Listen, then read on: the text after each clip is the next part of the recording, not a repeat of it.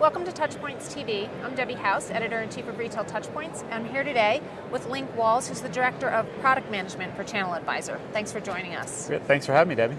So we're here the first full day, I guess, at shop.org in Denver.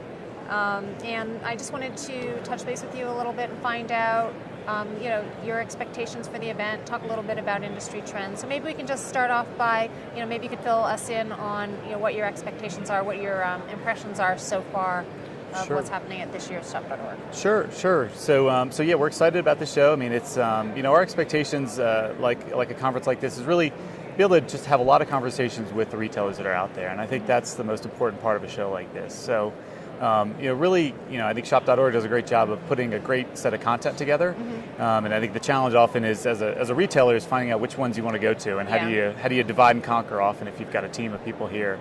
Our expectations for the show from ChannelAdvisor perspective is really just, talking to as many customers that we have out here today and other retailers, giving them insight in terms of our take on what's going on in the industry, specifically the part that we play in, which is, the various channels, whether that's Google or Amazon or Facebook or anybody else. Looking forward to it, and it's off to a great start so far.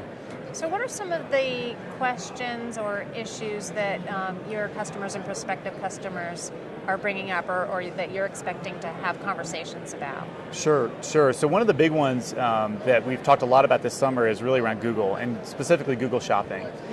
So Google, earlier this year, specifically in late May, announced changes to their Google product search program. And so what was a free program for retailers is moving to a commercial model, which is paid. And I think for the most part, most retailers have got that figured out at this point, or at least have a pretty good sense of what their plans should be. Google's done a good job of giving them a few months lead time to kind of get things in order.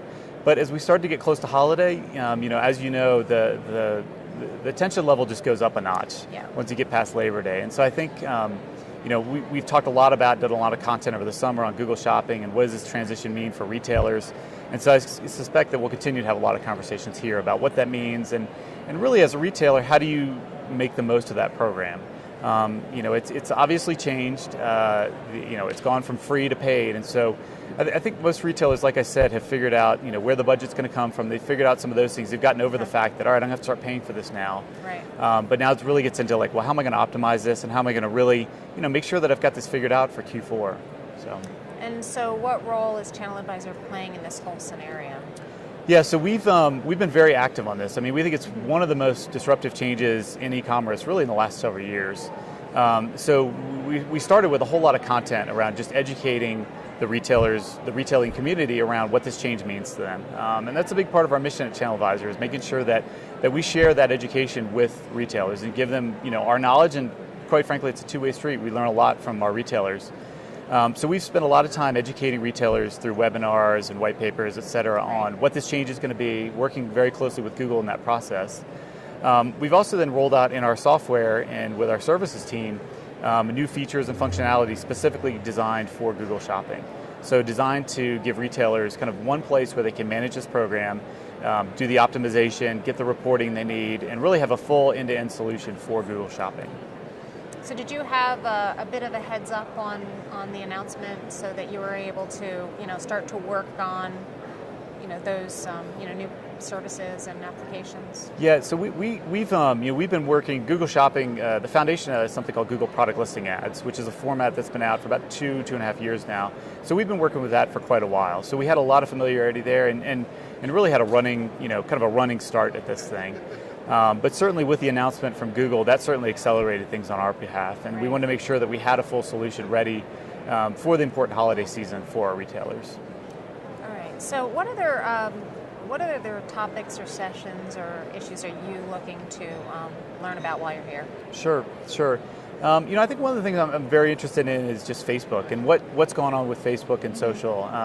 It's interesting because it's kind of gone from this honeymoon phase of just all things social. I can remember being at the show a year ago, and it was just everything social. Right. And now with Facebook's IPO not doing as well, and there's just a lot of it's left a sour taste in a lot of people's mouths right now. But all that said, there's still 900 million users on Facebook, and there's still just an enormous base. And I think many of the retailers we're talking with are still trying to figure that out, and exactly what does that mean to their business, and how do they organize around that? What types of resources do they put on that? And really, trying to figure out where that fits in their marketing mix, if it is even in their marketing mix. Right. I mean, did a lot of them give a try to the Facebook commerce scenario and see that not work out so well? Yeah, I think many of them have, and I think what I would encourage retailers to do is recognize that this is a phenomena that doesn't come around that often. It's changing very quickly. Yeah. So even the things that were tried 18 months ago, it very much is a situation like this where you need to fail quickly, and you need to get over that, and you need to not be afraid to kind of try something else again. So what we saw is we saw kind of the first wave of social commerce or Facebook commerce, where retailers were largely taking the things that they knew from the past, which was their website and that format, and then putting that on Facebook. And for the most part, those were pretty disappointing experiences for any number of reasons. Primarily just because it's the wrong medium for the platform. So you've seen a lot of people kind of back away from that. You've seen some start to do more selective, where showcasing specific products, whether that's for a daily deal or Facebook's still a great channel if I'm a retailer to showcase new products. Maybe let's say I sell 30,000 products, and I have a loyal customer list that I can email, obviously, and I can market to. But there's only so much I can do there, and how do I let them know that, hey, I just added this new line of footwear from this brand, and you should know about this. And so we've seen, I think the key with Facebook for retailers is really creativity and failing quickly and trying things and just seeing what works. And so we've seen some trepidation in terms of going back in the water, but I think people need to get over that and need to just get back, and continue to try things, because there's still a lot of traffic there, a lot of customers there, and then increasingly Facebook's rolled out a lot of new ad formats that retailers are seeing success with. I hear more and more people recommending you really need to get out there and try things. And, yep.